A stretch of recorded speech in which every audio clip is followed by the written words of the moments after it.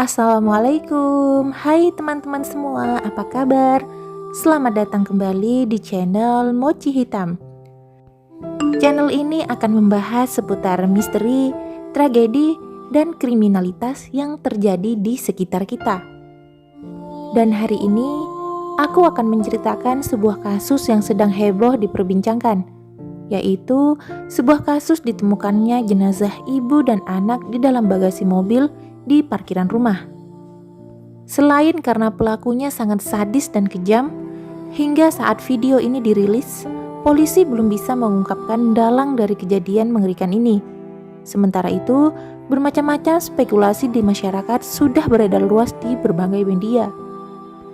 Siapakah ibu dan anak ini? Lalu apa yang terjadi kepada mereka berdua? Dan mengapa dua orang yang dikenal baik ini harus terbunuh dengan cara yang sangat kejam? Untuk lebih jelasnya, yuk kita langsung menuju ke ceritanya. Tapi sebelum itu, jangan lupa bantu channel aku menuju ke 100.000 subscriber dengan cara klik tombol merah di bawah ya.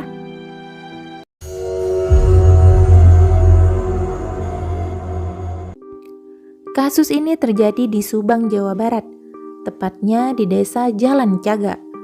Terdapat satu keluarga yang tinggal di sebuah rumah dengan dikelilingi oleh kebun yang cukup luas, tidak berpagar, dan posisi di pinggir jalan. Satu keluarga ini terdiri dari Bapak Yosef Hidayah berusia 55 tahun, Tuti Suhartini 53 tahun, anak pertama bernama Yoris 34 tahun, dan Amalia Mustika Ratu berusia 23 tahun. Awalnya seperti keluarga pada umumnya, perekonomian keluarga ini juga biasa-biasa saja, dan keluarga mereka adalah keluarga yang cukup harmonis. Hingga akhirnya, Yosef pun bisa mempunyai sebuah yayasan bernama Sekolah Bina Prestasi di Cijengkol, Kecamatan Serang Panjang, Kabupaten Subang. Tak lama keluarga yang awalnya harmonis ini sedikit demi sedikit mulai berubah. Diketahui juga bahwa Bapak Yosef mulai sering main mata dengan wanita lain. Akhirnya mereka pun sering bertengkar dan itu pun terjadi sejak Amel masih berusia 4 tahun. Semakin lama, sang istri mulai terbiasa dan membiarkan apapun yang suaminya lakukan. Hingga akhirnya Bapak Yosef mempunyai istri baru yang bernama Mimin yang jarak rumahnya sekitar 20 menit dari rumah Yosef. Sejak itu, Bapak Yosef jarang berada di rumah dan lebih sering berada di luar rumah. 8 tahun berlalu sejak istri muda masuk menjadi bagian keluarga. Semua tidak lantas berjalan aman, damai, dan sentosa. Akan tetapi, tetap dibumbui dengan perselisihan-perselisihan antara istri muda dan istri tua.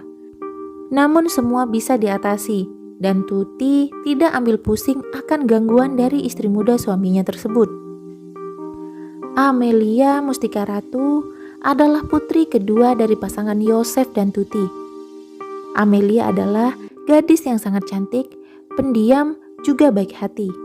Dia baru saja lulus kuliah di salah satu perguruan tinggi di Bandung dan langsung ikut membantu menjadi bendahara di sekolah milik ayahnya di tahun 2019. Karena kinerjanya yang baik selama bekerja, pihak sekolah sampai memberikan hadiah mobil untuk Amel. Amel juga memiliki seorang pacar yang diketahui sudah berjalan 4 tahun lamanya sejak masih kuliah. Pacarnya pun yang tinggal di Cimahi dan cukup sering berkunjung ke rumah Amel. Mereka sudah berencana untuk menikah dan mulai menabung untuk biaya pernikahan. Bahkan setelah memiliki pacar pun, Amel tetap menjadi rebutan para laki-laki di sana. Karena memang Amel dikenal dengan kecantikan dan sifatnya yang sangat baik kepada siapapun. Sementara kakak Amel yang bernama Yoris telah menikah dan tinggal di rumahnya sendiri di Kecamatan Ngaso Malang, tidak jauh dari Kecamatan Jalan Caga. Karena itulah, hanya Amel dan ibunya yang berada di rumah tersebut. Sehari sebelum kejadian, Amel dan ibunya pergi ke rumah Yoris. Itu adalah sesuatu yang sangat jarang terjadi.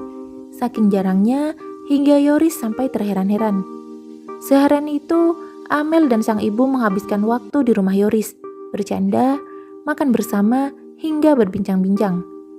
Hingga sore menjelang, Amel meminta untuk menginap di rumah Yoris.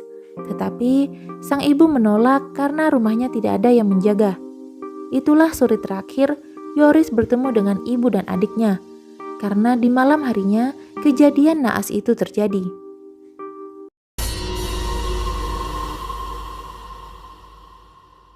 Pada tanggal 18 Agustus 2021, malam itu sekitar jam 8 malam, Yosef meminta izin untuk pergi menginap di rumah Mimin, istri mudanya. Dia sempat meminta uang kepada Amel, karena Amel yang memegang keuangan di rumah tersebut. Amel memberikan uang sebesar 20.000 untuk ayahnya membeli bensin motor. Setelah itu, Amel masih sempat membuat video untuk Instagramnya yang berlatarkan bulan di taman belakang rumahnya. Malam pun telah berlalu dan keesokan harinya Yosef kembali ke rumahnya di Jalan Cagak karena ada janji untuk bermain golf dengan temannya. Dia pun pulang untuk mengambil beberapa peralatan. Namun sesampainya di rumah, sekitar jam 7 pagi, dia melihat ada hal yang aneh, yaitu mobil Alphard yang merupakan hadiahnya untuk sang istri pertama terparkir dengan posisi yang cukup aneh. Satu ban belakang naik ke teras rumah, dan kacanya pun terbuka lebar. Setelah masuk ke dalam rumah, Yosef tidak menemukan Tuti dan Amel. Yang dia temukan adalah keadaan rumah yang agak berantakan dan beberapa ceceran darah. Karena memiliki perasaan yang buruk, Yosef segera menghubungi kepolisian dan melaporkan adanya dugaan penculikan. Dan dia meminta kepada polisi untuk ikut memeriksa ke sekeliling rumah. Setelah polisi tiba dan melihat ke sekeliling rumah, juga ke dalam mobil, tampak ada kaki yang menyembul dari arah bagasi mobil. Mereka pun segera memeriksa hal itu. Dan alangkah terkejutnya semua yang ada di sana. Di dalam bagasi, tampak 2 jenazah tanpa busana dengan posisi bertumpuk yang berlumuran darah. 2 jenazah itu adalah Amel dan ibunya, Tuti. Yosef terlihat syok dan kaget melihat kondisi istri dan anaknya. Polisi pun segera mengamankan area dan mengevakuasi kedua jenazah itu.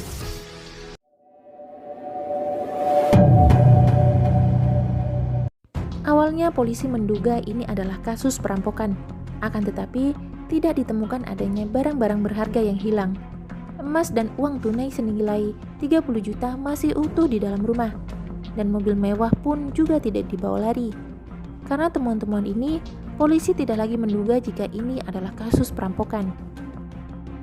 Polisi juga menemukan 2 jejak kaki yang berbeda di dalam rumah, bekas darah di papan pencuci baju, dan juga darah di tempat tidur Tuti. Tidak berselang lama hasil otopsi pun keluar yang menyatakan bahwa kedua korban yakni Tuti dan Amel mengalami serangan fatal yang sama di bagian kening. Saking kerasnya pukulan, tulang dan tengkorak kedua korban sampai retak.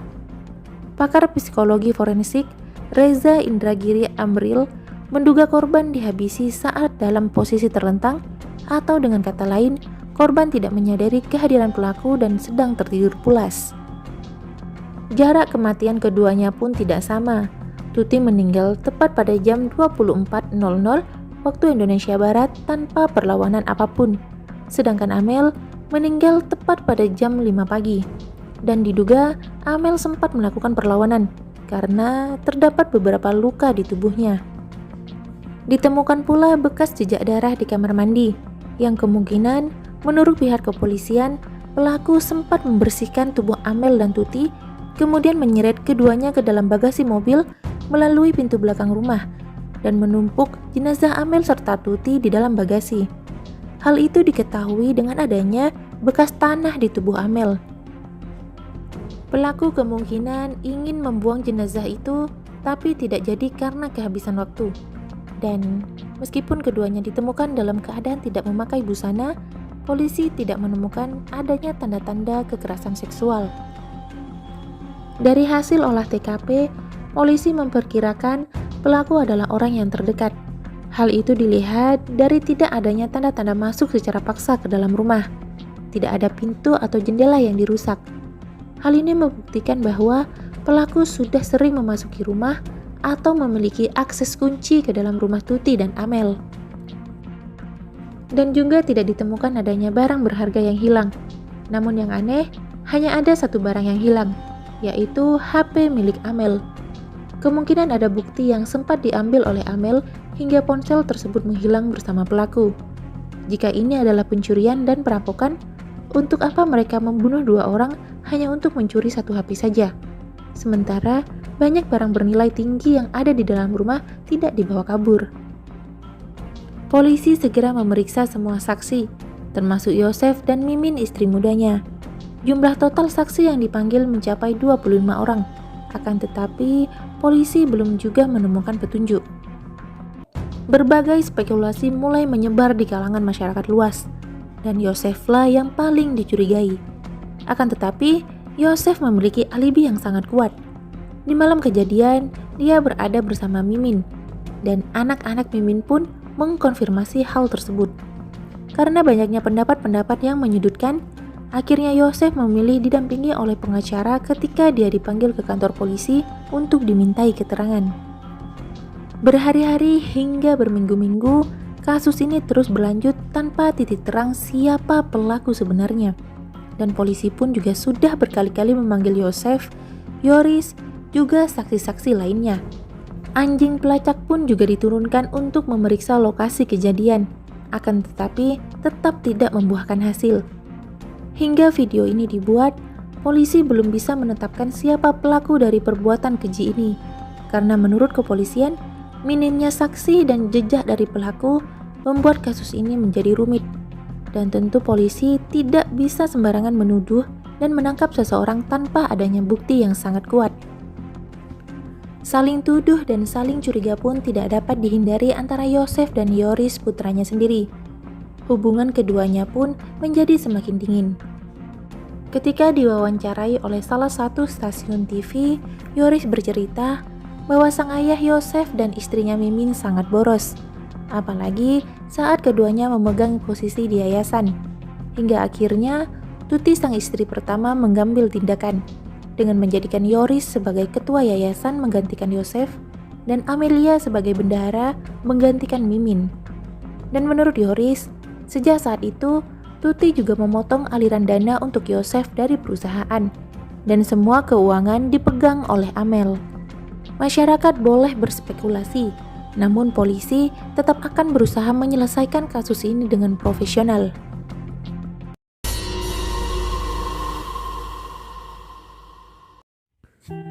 Apakah kasus ini adalah kasus perampokan biasa, ataukah ada alasan lain yang lebih mengerikan seperti dendam, perebutan harta, dan kekuasaan? Apapun itu, mari kita doakan semoga polisi bisa segera mengungkap siapa pelaku sebenarnya dan memberikan hukuman setimpal terhadap si pelaku. Tidak lupa, aku ikut berduka cita atas kehilangan yang dirasakan oleh keluarga besar Tuti dan Amel. Mari kita doakan, semoga Amel dan Tuti dapat beristirahat dengan tenang dan diampuni segala dosa-dosanya, serta pelaku dapat segera ditemukan. Amin.